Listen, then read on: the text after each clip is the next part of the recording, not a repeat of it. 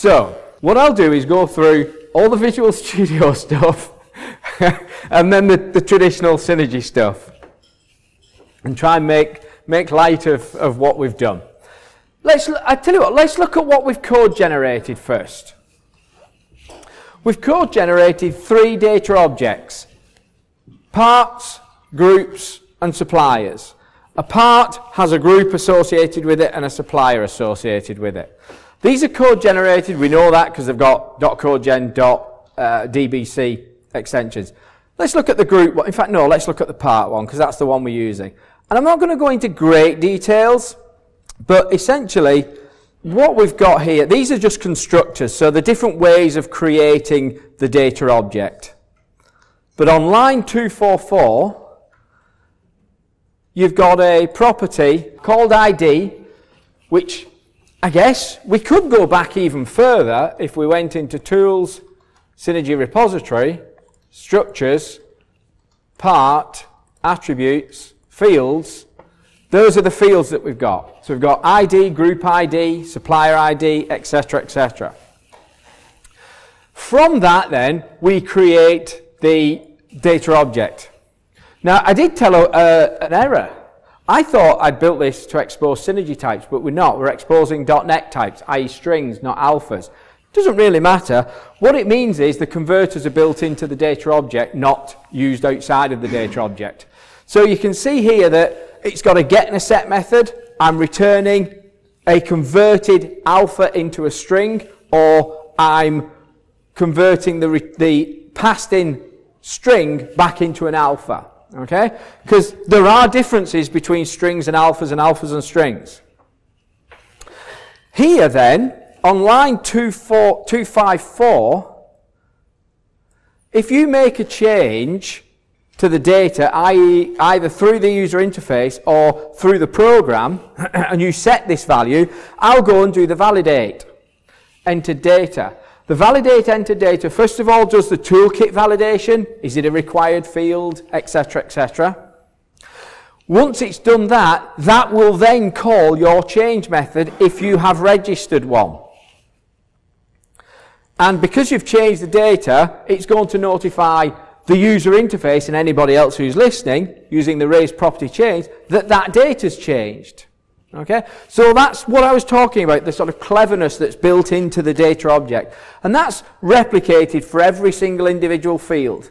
And if we go up to the top, you'll see that it does, there's our class, it does extend the Symphony Conductor Model data object base. Okay? So that's when I was talking about anything that extends the data object base, the observable collections, etc.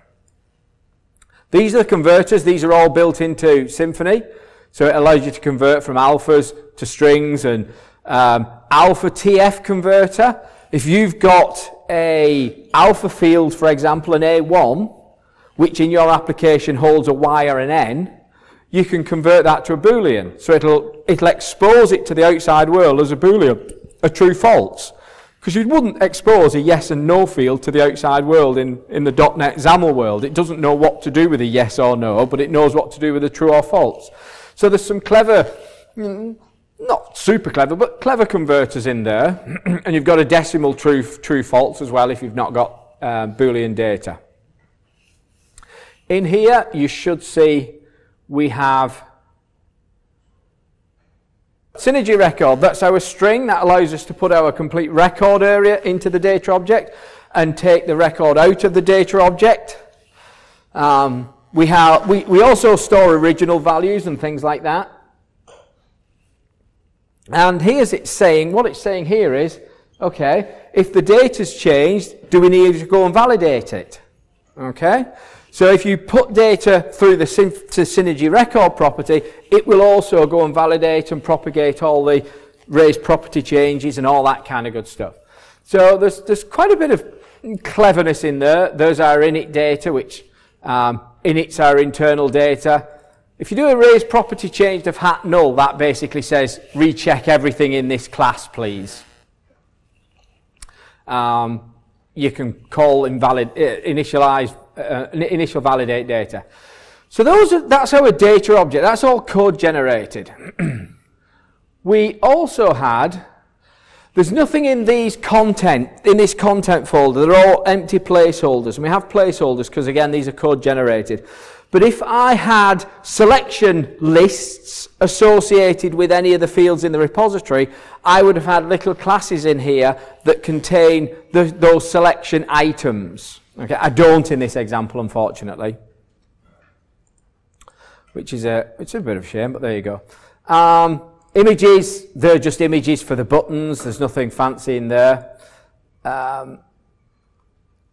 Resources. This is where I've put the style. So if we look at the part style, I'm going to run out of space potentially, but there you go.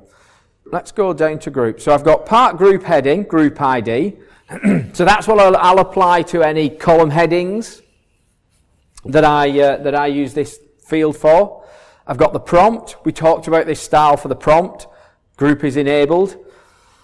And here, instead of a regular out of the box text box or date picker, I'm using a search text box, which is built into the Symphony Framework. It's part of Crescendo. And search text box basically gives you what you saw on the screen with the little spyglass on the side. And if you click the spyglass, it basically executes a command that allows you to navigate to a drill group ID drill state. And that navigates to a visual state that presents on your screen the group lookup. Okay? So this is all code generated for you, and it's all built into the styles. So if you've got the information in the repository, this is what will come about when you code generate. I'm going to go to the code that we've been written next in a minute, but I just want to show you the view. Let's just stick in XAML mode. We'll not look at the UI because there's not much point in that. Here is our data grid. We saw that earlier on in the slides. So I'm binding to my part list, which is my collection, my async observable collection. I've got the can sort columns. What happens if you double click an item? It goes away and it will issue this command, and I'll talk about the commands in a minute. And then we've got the items. The main window, however, is main view. Key bindings, they will allow you to do Control-N and F4 for the menu entries. It's a little bit different to the way you do it in Toolkit. These are visual states. Visual states allow you to animate the movement from one view, or one, this is what the screen looks like, to another, this is what the screen looks like. So here's my main view state, and I'm going to see these elements at this point in time. So I'm going to see main view because I've got opacity as 1, and I have got is enabled as true, and I've got panel in Z index, which means I can tab to it and get to it, as 1. The other ones I can't see, so opacity 0 for group ID drill, and supplier ID drill is opacity 0. So if I look at the input view state, that means the main window, I'm going to say, is disappeared, opacity 0. But my input view, I mean, I'll show you these later, further down in the XAML in a minute, that gets an opacity of 1, which means that becomes visible. And that's what happens when you double click something. I'm moving from one visual state to another. Okay?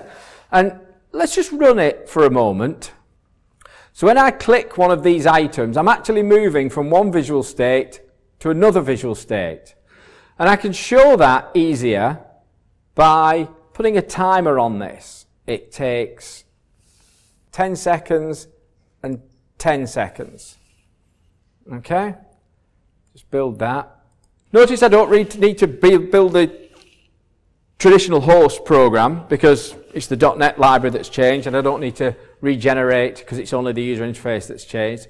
So now if I click, it's going to take 10 seconds to get rid of 1. Can you see this on that screen? And eventually it'll bring in the input for. So that's visual states, and the Symphony Framework is managing all that. You've told it it knows how to interrogate this screen and work out what visual states are there for you. So you're telling it how you want it to do it and when you want it to do it and how long you want it to take, but the actual process of moving from one to the other is all hidden away and controlled for you. So I think we should get rid of the animations, otherwise the demo will take extremely long time. So let me just get those back to what they were and build that. And in here, so those are the visual states, and all I'm doing here is I've got the menu that we looked at on the slide, so I've got the new entry and the exit entry. I've got a options, which I didn't have on the Toolkit one because they were just buttons, but they're items on the options menu. I've got a toolbar with the various buttons on, and then I've got these borders, so that's my main view, and I'm just bringing in the part list control here. I've got my input view, which I've just navigated to, animated to, which shows my part input, and then I've got this group list. And group list, it's slightly smaller. I think the way it works is if I just run this,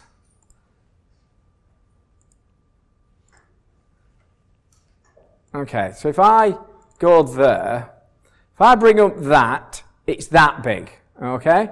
If I make this bigger and do it again, it's slightly bigger. Not greatly, but it is slightly bigger.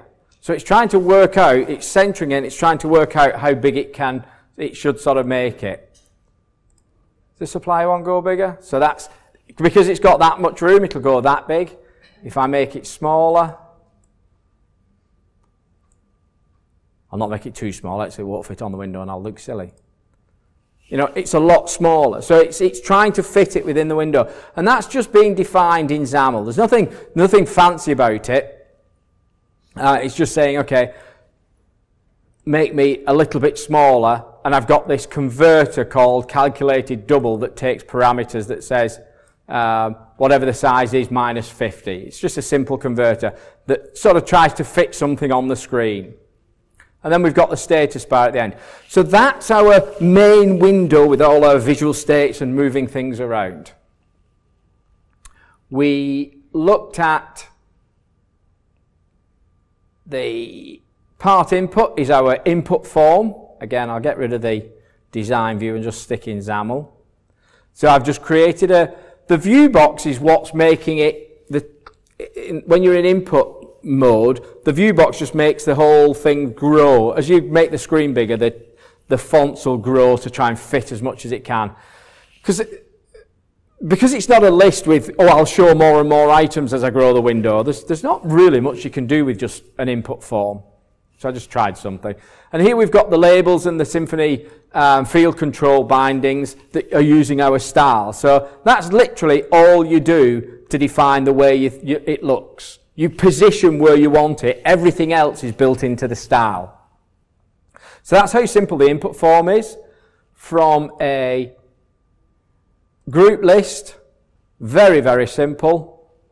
Let me get rid of the design view. Go into XAML. The first bit is just the sort of drag bar at the top. And the second is the data grid with the data columns. Almost identical coding to the part list. For those of you who didn't realize or didn't know or didn't care, if you run this and you go into one, let's make it a bit bigger. And you go into the group, you can actually drag this around. Okay? It's just simple little techniques, little ways of doing things. And the supplier one's almost identical. And that's pretty much everything. So we've code-generated our models, we've code-generated our styles inside the resource, we've manually handcrafted our various visual components, our list, our input, our group list, our supplier list, and then we go into the actual view model. This is the bit that glues everything together. the constructor for the view model accepts a framework element, so we send into it the window. That allows then the Symphony Framework to understand where all your visual states are, so it can. The visual states. The reason I do this, just to take an aside, if you think of a Toolkit application, what happens when you've got a list and then you want to put an input window in front of it? What do you tend to do? In fact, what will you do? You'll call a routine, enter. So you'll enter an environment, throw away your list, put your input window up, process it, and when you've finished, you'll exit, and that'll magically get rid of the input window and bring back the list, correct? This visual state management that I've built into Symphony Framework is exactly that process. Conceptually, it's exactly the same. You enter a visual state, an environment, and you exit a visual state. The difference is, because I can't control your user interface, and rightly so, in the view, you define what each visual state does. So when you enter, the equivalent of enter, you're saying, I want to see this, I don't want to see that, and that wants to be pink. Okay? When you exit, I take you from that back to what was on. I have this visual state stack. And all I do is, when you go into a visual state, I remember where you've come from. Go into one, I remember where you've come from. When you go back out of your visual state, I remember where you were going, or where you came from, i.e. where you're going to. And I just take you there. So your visual states define what you will and won't see. The visual state manager, or visual state stack that I use in Symphony, just handles it so you can work on the same concept of enter, exit. Slightly different, but it's the same concept. So that's why we've got these visual states. Not because we want fancy animations, it's so we can do the enter, exit type processing. So that's why we inject the view into the view model. So what did you do? These M commands, this is where we created these are the commands that I can bind to. Commands are chunks of logic that will execute when you do something in the UI, i.e. click a button, select a menu entry, double click a list item. That executes a command. So these are our menu commands, stroke toolbar commands. Stroke any button on any window or list or input form that we want commands. We can do anything with these. The fact that we've called them menu commands is simply to try and help you emulate what menu processing is being thought of in a Toolkit application. So we create them, we use the same names to create this command dictionary. The name's the key, the command what it does, what events it'll fire, etc., etc. That's the information about that we hold in that dictionary. We use the same names so that we reference the same sort of coding in both sides and we understand what codes are doing. Because there's nothing worse, if you've got a menu entry in your program, traditional Toolkit program called fnew, and you call it new item in your XAML and the .NET side, you're going to have to remember then, when you're coding, that, oh, that actually means fnew at the back. Because at some point in time, you're going to have to map those two. Keep them the same name. It makes for so much easier coding.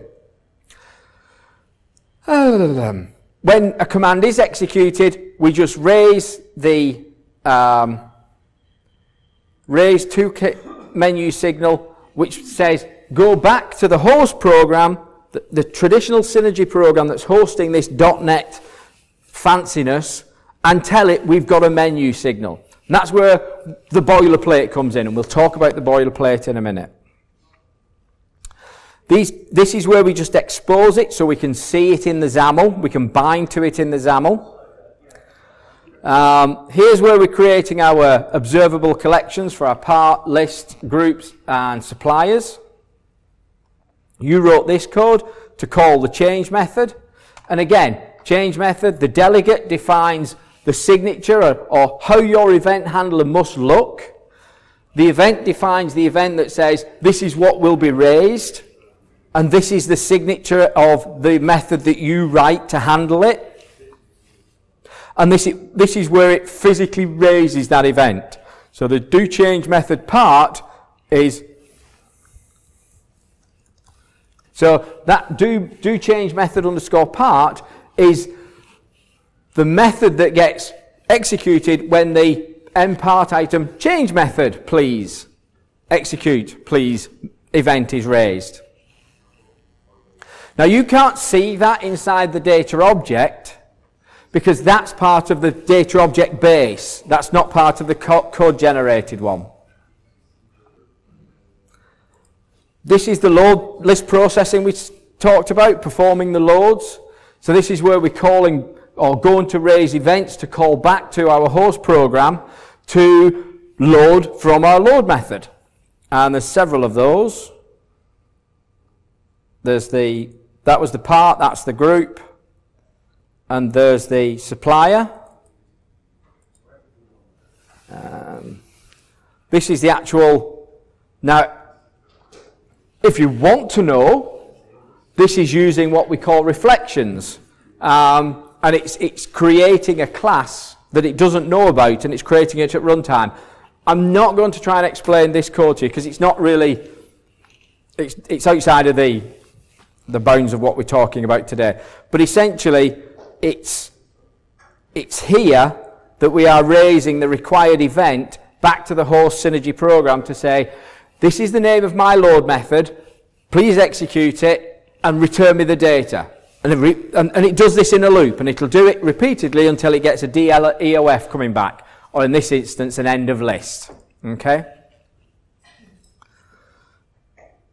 There's the status bar information, and that's pretty much the view model. So that's the .NET side. That's everything we've done in .NET. We've code generated our data objects, we've code generated our styles, we've implemented styles in our various windows and lists, in our grids and input forms, and we've glued all that together with a view model that handles exposing the collections of data objects, the individual data objects, and the signaling of what it wants to happen back to whoever hosts this nice new UI. Okay? So that's the whole .NET. It's all written in Synergy.NET. It's Synergy language. Life is good.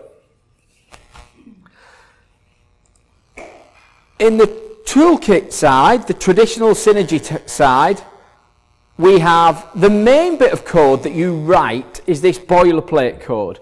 The boilerplate is the glue between the .NET over here and your existing Synergy Toolkit application over here. It's the thin line in the middle. That's the boilerplate code. So this boilerplate code listens for events from the .NET side and executes the code, the required code, inside the Synergy side, the traditional side. Okay? That's essentially pretty much all it's doing. So it's going to listen for Toolkit, load method, and do change. Okay? This is just creating an instance of our view model that we've just been walking through, and the window that we are displaying on the screen. Sorry, that creates the window. So that's creating the window. So, I mean, if you think about what you're doing here, you've got a piece of traditional code built using our traditional compiler that is creating a .NET component. It's creating a .NET window. That's a native .NET window that any language that can talk .NET, i.e. C#, VB, all those kind of things, could create that window. We're able to do it in traditional Synergy code. That same compiler that is compiling your code and has been for 40 years. So we're creating the window, we're creating the view model down here. So there's our glue. So we've got this is what we want to see. We've got our .NET glue here inside the boilerplate code. And then we're saying, okay, tell me when something happens. And then literally it says, tell me when something happens, and it just puts the list on, or puts that control on the screen. The first thing that control does is say, okay, I want to fill the part list. So it will start raising do list load method events. And that will call into your do list load method code to call through to your required load method. Sorry, not there, this one. Load method. Yeah? Our program then, we put the window up and it says, I'm raising the event back to the boilerplate. The boilerplate hears the event and basically dispatches into your existing code to say load method, load method, load method, load method. Oh, you've done it all, thank you. Presents the list. Basically, at that point, the application stops. Doesn't do anything, because it's waiting then for input. It's just like being in an L select or an I input. It's just waiting. You double-click something, and it goes over here in .NET, it says, oh, you've double-clicked, that means you want to select it. Therefore, I'll navigate you, I'll move to a visual state of your input window, and I'll signal back to say F-modify. Remember that menu entry, F-modify? That's what it does. So it takes you into modify mode inside the program. So there we've got why we're processing toolkit menu signals. So when you double click something and it signals F-modify, we're going to come through to the method that's bound to the event handler, and we'll drop through and we'll figure out, okay, well, where are you? Are you doing startup, shutdown? Where is it? F-modify. Well, that means you want to call into wherever inside the program. It's not always a simple case of a menu entry means you go into one particular bit of the program, because as you can see here, we're going into the part list to say there's a menu signal of F-modify, because we need to tell the list processor bit of our application, our existing application, that they've selected something. Because don't forget, we're not doing L-select now. So we mimic L-select coming back to us with an F-modify menu event. Okay, we've done that. So now we need to tell the input side of processing of our application that we've got I want you to start up and get something done. So we set a program state of startup and go into the input processor. So it's not necessarily a one-for-one. One menu event that comes through from .NET may cause you to call into that routine, then that, and then that. You may have to cascade through 2 or 3 routines. It all depends on how your application's set up. And that's why we have these program states and touch points. The touch points here are the menu entries. The names, F-modify, F-new. The program states are saying, well, I want you to start up because you've never been here before, so start it up. I'm going into input processing mode. Okay, I know what to do. That means you want me to display the data that's available into the input form. That's the code you've written. So we've got this, here's where I am, and this is what I want to do based on what the .NET's asking us to do. We're still in control, complete control here of how our existing toolkit application is being called. And this is the point here where we say move to state. That's our re-enter. Okay? That's the equivalent to our re-enter. We tell it where to go to visually. So we go to the input view state. Remember, we had the list view state, the input view state, or the main view state and the input view state. It's just the equivalent of our e-enter, just here. Okay? And we can sit there, and now we're in input mode. Sort of changing things away, life is good. They change the group or the supplier. There's a change method associated with that. We know that because we've defined it in the repository. When we code generate from the repository, we remember that information in our data object. When the user interface, user using it, types something in, that sets the information in our field, in our property, on our data object, and that's intelligent and says, there's a change method. Therefore, I will raise an event from the view model and the data object inside that view model through the to the boilerplate that says, there's a change method here. Okay, well, I've bound an event handler. So therefore, I've got a chunk of logic now that does my change method processing. So I'm going to do a bit of logic here to determine what fields I'm changing on potentially, what information to set up, what data set up. Then I'm into my change method. I'm back now into the traditional Synergy program, toolkit program that I wrote 10, 20, 30, however many years ago. Yeah, I've had to change that change method because I'm in a different environment.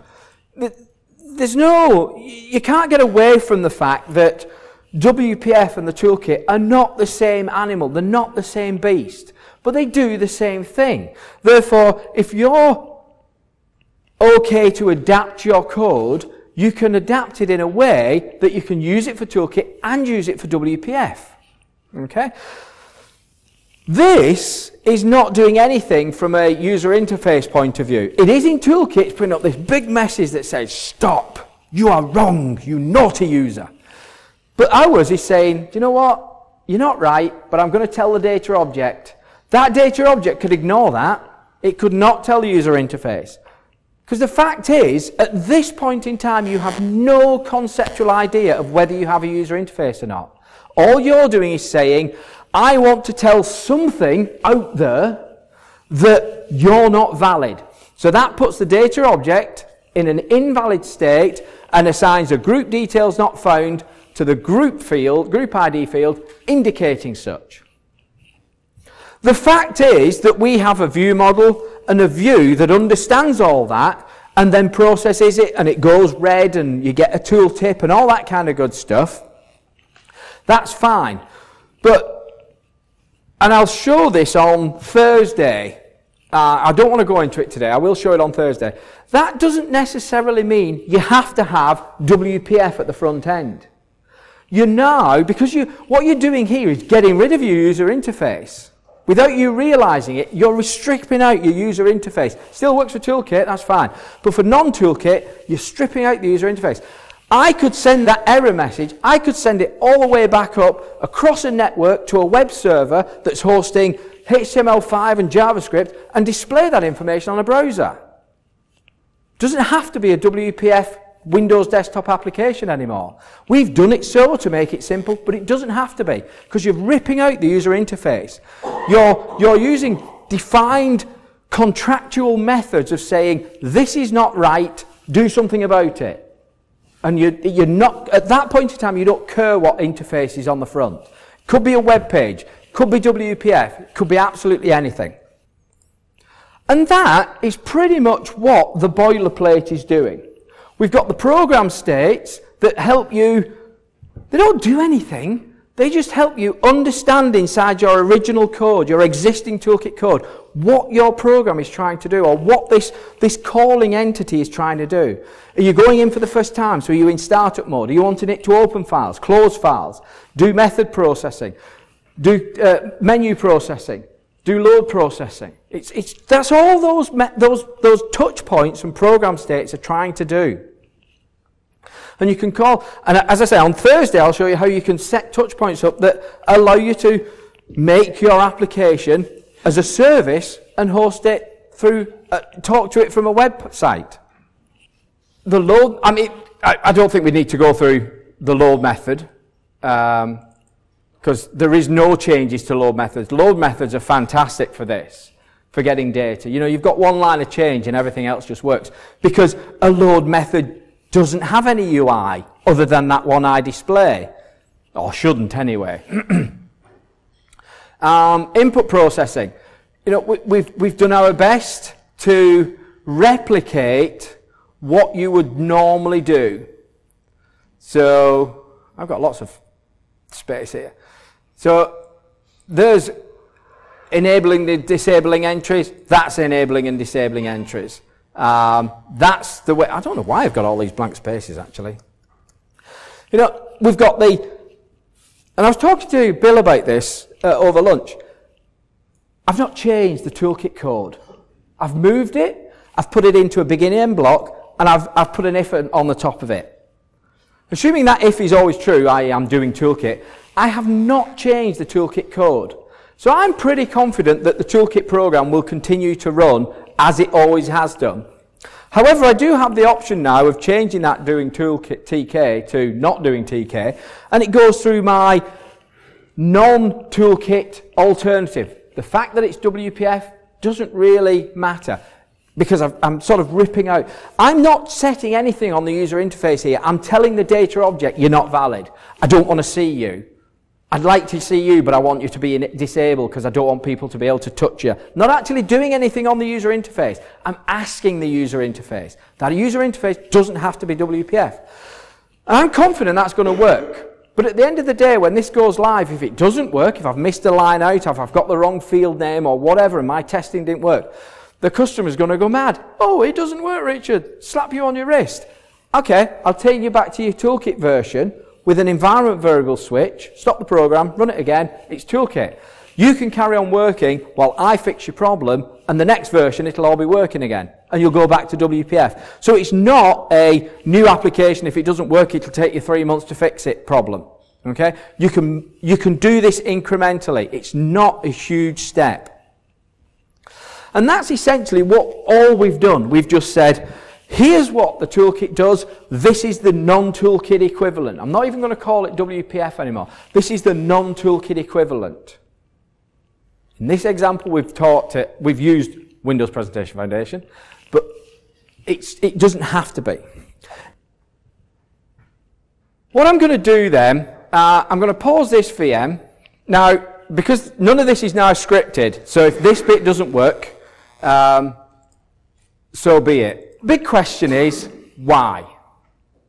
What have you achieved today? Well, you've got a cell-based looking list, and you've got a not quite a cell-based looking list. It's a bit nicer. It's got sortability in it, but that's about it. You've got a boring menu, and we've given you another boring menu. You've got no toolbar, and we've given you a toolbar with 3 nice little buttons on that go disabled and go grow and shrink when you hover over them. Did you all hover over them to see that? Makes you feel good, doesn't it? Go into this. It does. Trust me. You go into the XAML and remove that, comment that line out to the XAML, and hover up. You go, oh, I don't like that. It's true. It's such a small effect, but it makes a big difference. But you've not achieved greatness. I think you have personally, and I hope you're going to go away at the end of the day thinking you've achieved greatness. But the whole idea is not so you can take one and make it look nicer but be exactly the same. The idea is, and this is a proof of concept, so it's not a complete application. We're hoping to finish the whole process. The guys at the back asked us to do this earlier on this year as a proof of concept, and all being well, we're going to steam ahead with it. And it was to show that they've got quite a big toolkit application, and it had a flaw. It's got several flaws. And I'm not saying that because they're crap at toolkit development. They're not. They're very good. Don't get me wrong. But the toolkit has constrained what they're trying to do. So they gave me an environment.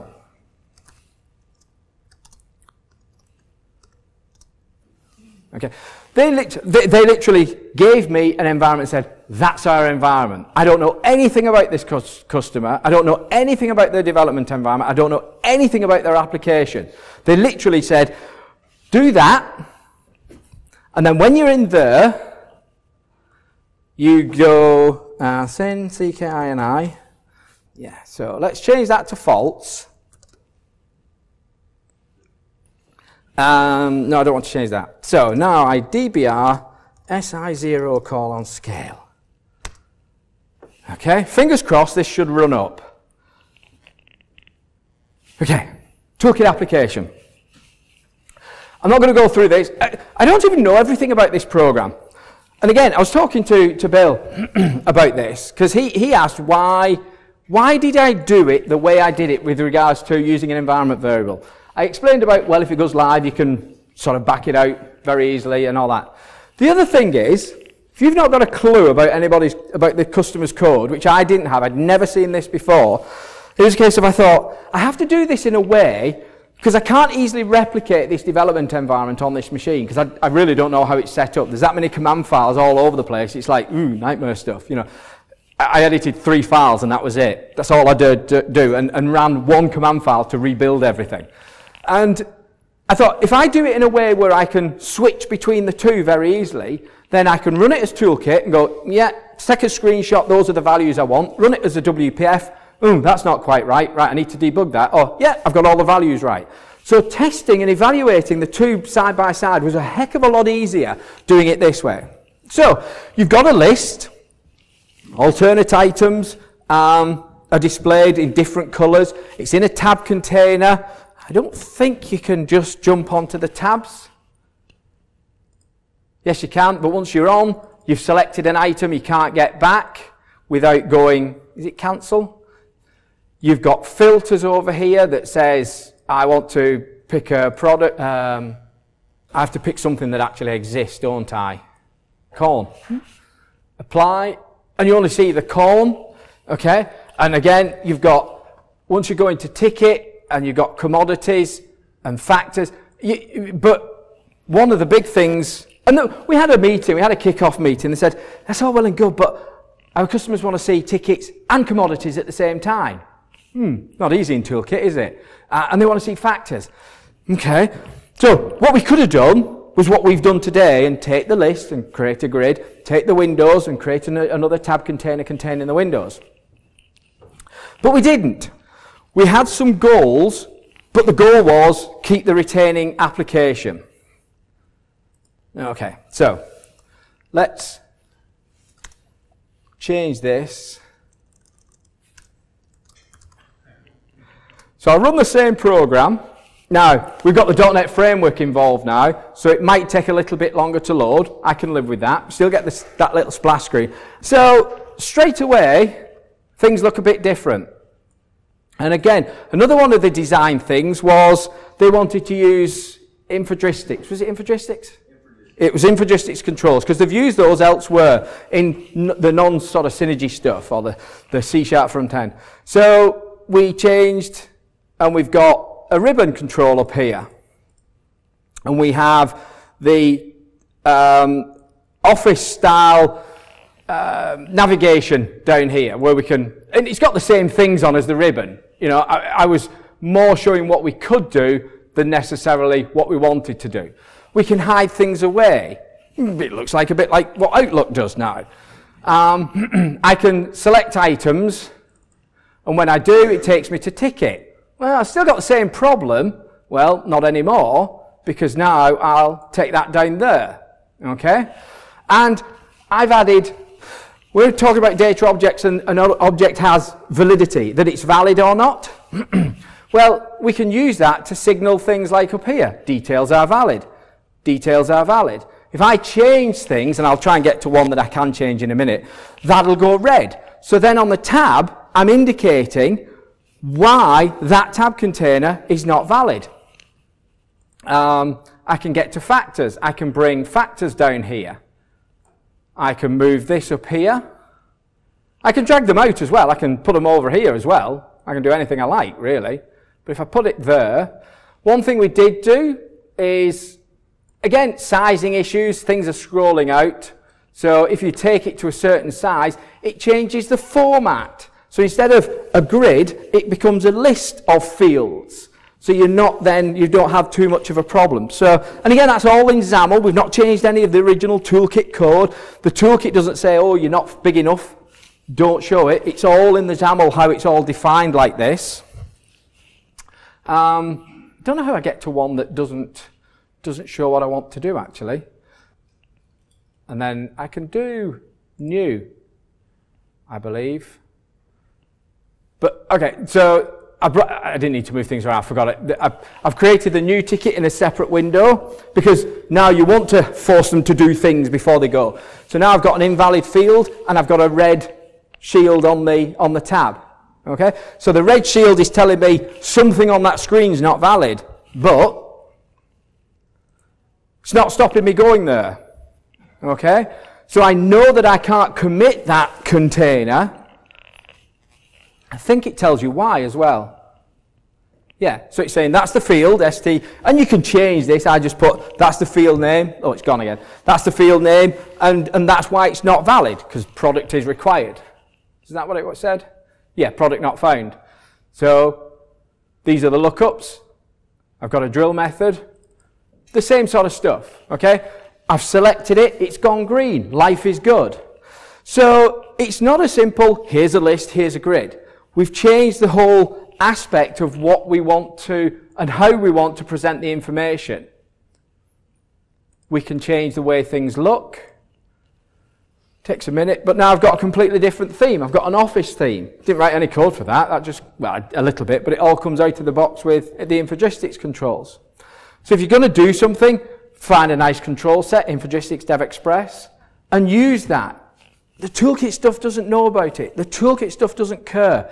You're just going through these data objects and these view models to say, that's what I want to see over there. And of course, you've got the filtering and the ranging, and I think, did we? Oh no, here. So we allowed them to go in and apply filters just like the Toolkit program did. So if you don't want the in-grid filtering, or as well as the in-grid filtering, you could use the same filtering that the Toolkit one did. And again, you've got the same drill methods that are available irrespective of where you're coming from. Okay? So that's the why. We've been through the how all day. Very simple how, I admit, but there's only so much information you can take of a day. This is the why. This is what you can begin to do to an application. Okay? Any questions with what you've seen? And thank you to Bob and AgTrax for letting me do that. So, I will say thank you very much for your time and your attention today. It has been a pleasure. I hope you've got a lot out of it. I hope you can see what we can do for you. It's not just restricted to Toolkit. There's other, other applications that this can work for. Thank you.